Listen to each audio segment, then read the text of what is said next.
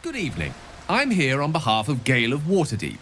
He wishes to extend you an invitation for a private conversation in a more suitable locale. You are speaking to a mere projection of Gale. His appearance, his voice, and a certain measure of his personality, reconstituted in this case to play as emissary and usher. Would you care to join him? What little I could glean from the portion of his mind that is open to me, it is a matter most urgent. Gladly.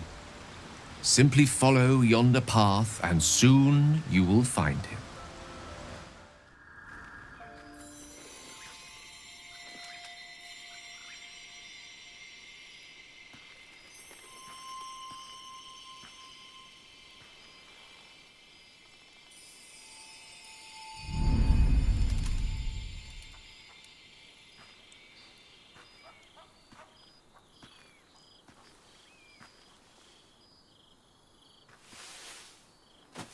I love this time of night.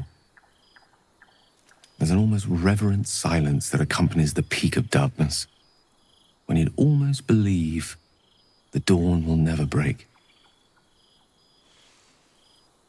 The cradle of eternity. The timelessness of lovers. That most beautiful of fantasies.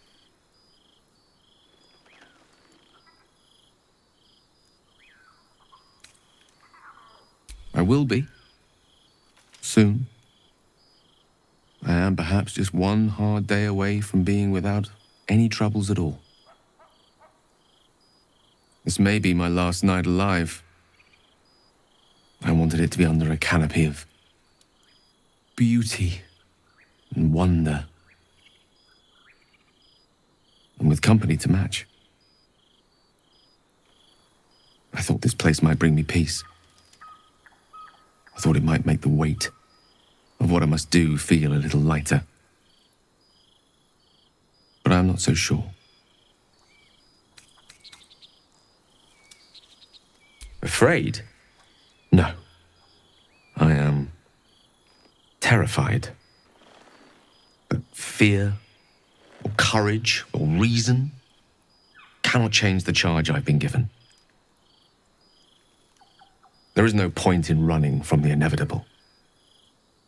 Better to meet it on my own terms.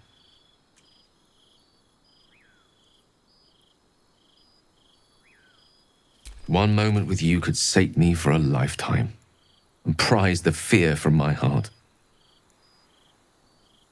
I'm so very glad you came to share this with me. I know this is all unreal, but I created it for you. You must know that you're very special to me. If things were different, if we were home, I'd have taken time to do things properly, to say it all better. But time is short. I'm in love with you.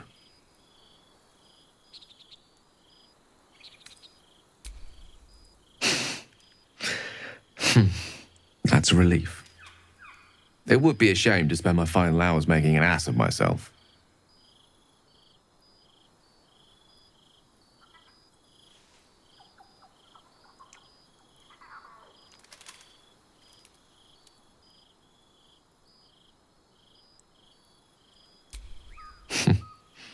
And you're a bad liar. I lived the life of a hermit for some time before I met you. Safer for all, but not conducive to pleasures of the flesh.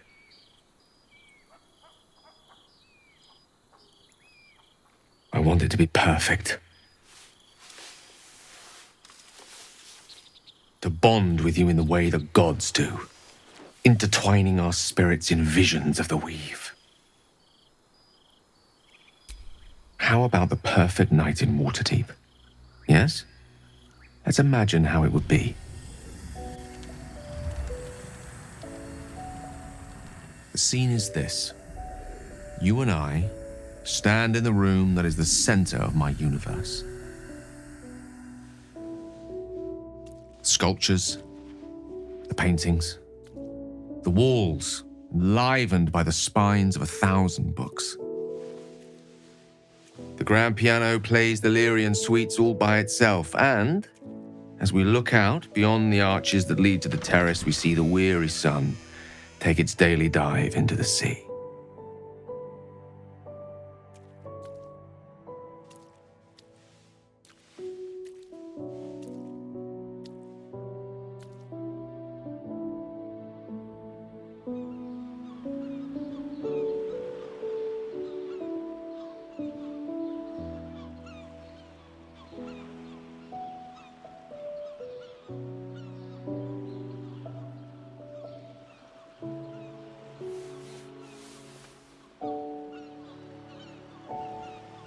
My favorite spot. Many times, evening turned to night and back to daybreak once more while I sat here, lost in words.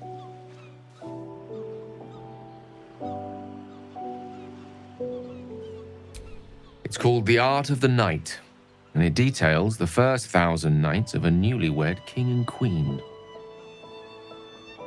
They turned everything they did into an art.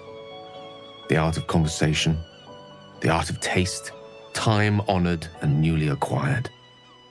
The art of the body, the exploration and acceptance of the self and the other. The art of the night itself. I say we take a page from their book.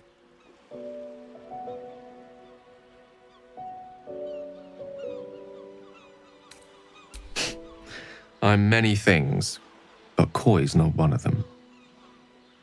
What do you say?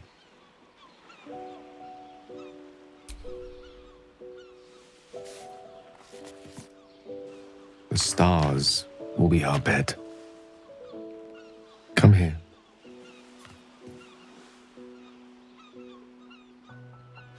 Why confine ourselves to the pleasures of mortal flesh? There's but one stitch in a vast tapestry. Let me show you more.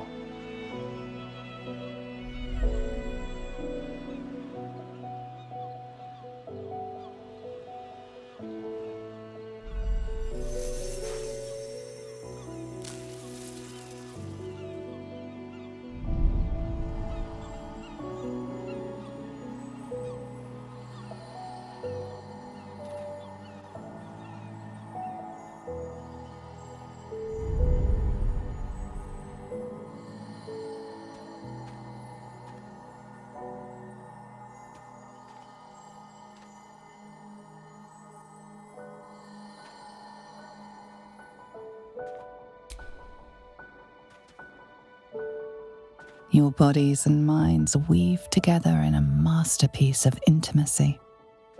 Never have you felt such wonder, such love, as vast. I wanted to talk to you about our night together.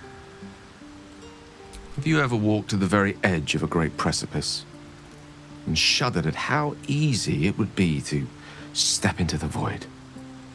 Ever since Elminster told me of Mistra's expectations of me, felt like I've been walking along such a cliff face.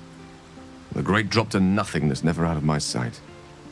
But you led me away from the edge. Without your words, your touch, I fear I would have sought purpose and solace in that void. And reminded me what living can feel like. Well, generosity is always a noble virtue, whether it be in the streets, by the charity box, or betwixt the sheets. Besides, given my propensity towards verbosity, surely can't be a surprise that I have a practiced tongue. I hope the end is much farther away than I had suspected. I hope that night meant as much to you as it did to me. And I hope we all have more time together. Together. Alone. I'll see that there is. Woe betide anyone who tries to stop me. There's nothing that would give me greater pleasure. You must know, our relationship is the brightest spot in our otherwise bleak endeavor. To know you love me for the man I am and not the magic I command. None have loved me so purely before. You are everything to me. And yet our relationship is only a nascent fraction of what it will become. You give me hope. I've not had that in some time. Grateful, mostly. For meeting you. For having someone who cares that I'm here, alive, and not reduced to a cloud of netherese vapor. Someone apart from my Tressim, that is. I'm many things to many people, but I'm never a man to throw the L word around lightly. I said exactly what I meant. I love you. You should never, never doubt that. Plenty of them, and all complicated. It's not easy to turn away from one you once loved, but now that I see our relationship with all the illumination hindsight has to offer, I mostly feel only regret. I was not the first wizard to fall under her spell, nor will I be the last. I was an amusement to her. Mortal to be trifled with, amused and eventually discarded. I regret the way I hurt her, of course I do. She would have seen me destroy myself to earn her forgiveness. There's no love lost between us. None at all. What a question. No. You're not the first. Though you are the first since my relationship with Mistra came to its ignominious end. When the true danger posed by my condition became apparent, I had no choice but to sequester myself away from civilized society. A reclusive wizard. Who'd have thought? After so long with Mistra, I have to say the pleasures of mortal love are much sweeter than I remember. Though perhaps that's simply because it's with you.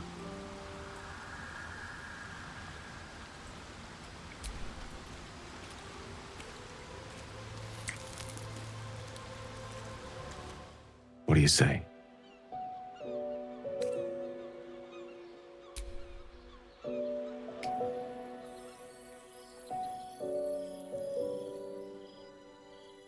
The old ways, then.